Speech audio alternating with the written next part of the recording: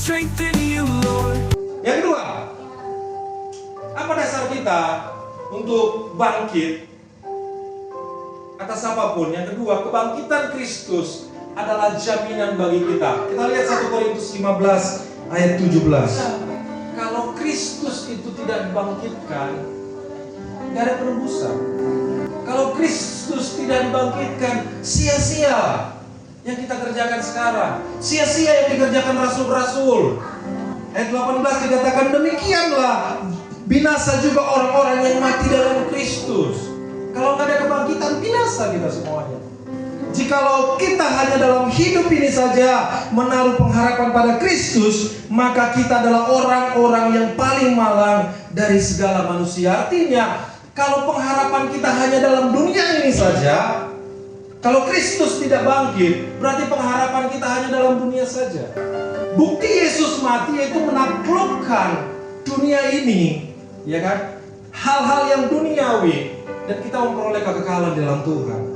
Ayat 20 dikatakan, tetapi yang benar ialah bahwa Kristus telah dibangkitkan dari antara orang mati sebagai yang sulung dari orang-orang yang telah meninggal. Sebab sama seperti maut datang karena satu orang, demikian juga kebangkitan orang mati datang karena satu orang manusia.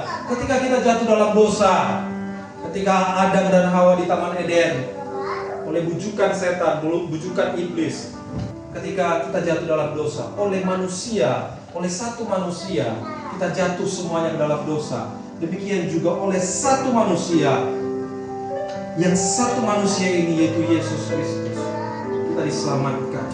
Karena sama seperti semua orang mati dalam persekutuan dengan Adam, demikian pula semua orang yang hidup kembali dalam persekutuan dengan Tuhan. Jadi kebangkitan Kristus itu jaminan bagi kita. Kristus yang menjamin, ada jaminan keselamatan bagi kita. Tapi ketika kita sudah dijamin, bukan berarti seperti saya bilang tadi, ada juga ajaran namanya anugerah yang kebablasan. Katanya kalau sudah dalam masa anugerah, kita bebas mau ngapain aja. Nggak begitu juga. Kalau kita sudah mendapat anugerah, harus dipertahankan anugerah itu. Kalau kita hari ini kita tobat, ya kan? Besok ulangin lagi, tobat lagi, ulangin lagi. Itu mempermainkan namanya. Itu sama dengan menghujat Roh Kudus. Salah satu yang menghujat Roh Kudus ya begitu. Tobat, ulangin lagi, tobat, ulangin lagi, tobat, ulangin lagi. Gak ada pengampunan buat orang yang begitu. Sudah tahu tapi dimain-mainkan. Jadi ketika Tuhan sudah bangkit, sudah menjamin keselamatan dalam hidup kita, jangan kita main-mainin. Kita harus menghargai pemberian Tuhan. Kita menghargai itu bagaimana sih? Menghargai itu yang menjaga, merawat.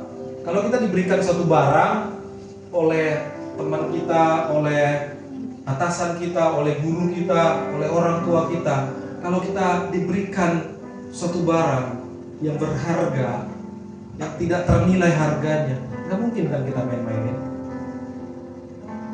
Mungkin nggak kita main-mainin? Nggak mungkin. Karena berharga.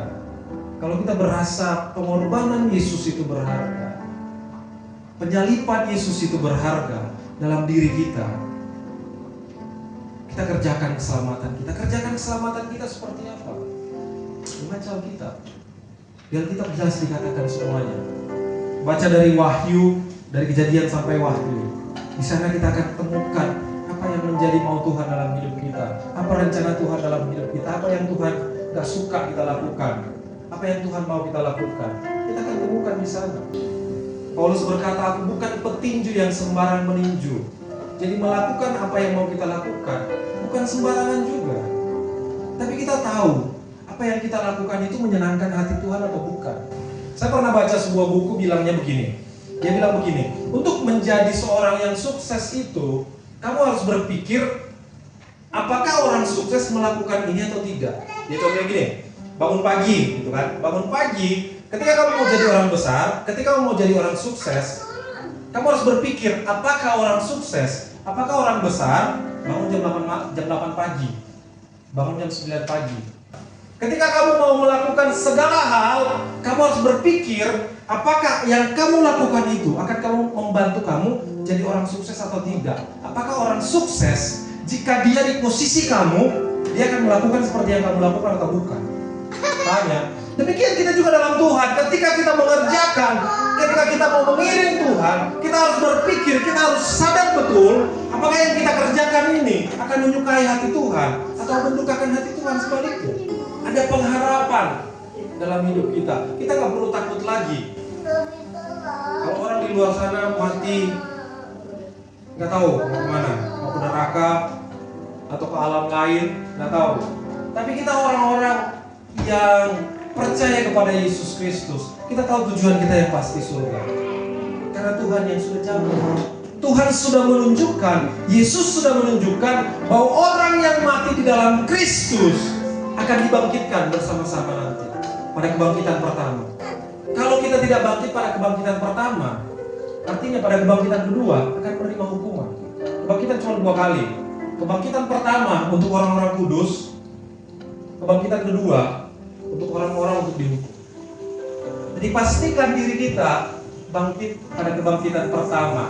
Dengar-dengaran kata suara Tuhan. Kalau nggak dibiasakan dari sekarang, jokesnya ya. Kalau nggak dibiasakan dengar-dengaran dari sekarang, nanti pas sudah mati dipanggil Tuhan, karena kebiasaan nggak dengar-dengaran, sudah dipanggil namanya nggak bangkit-bangkit.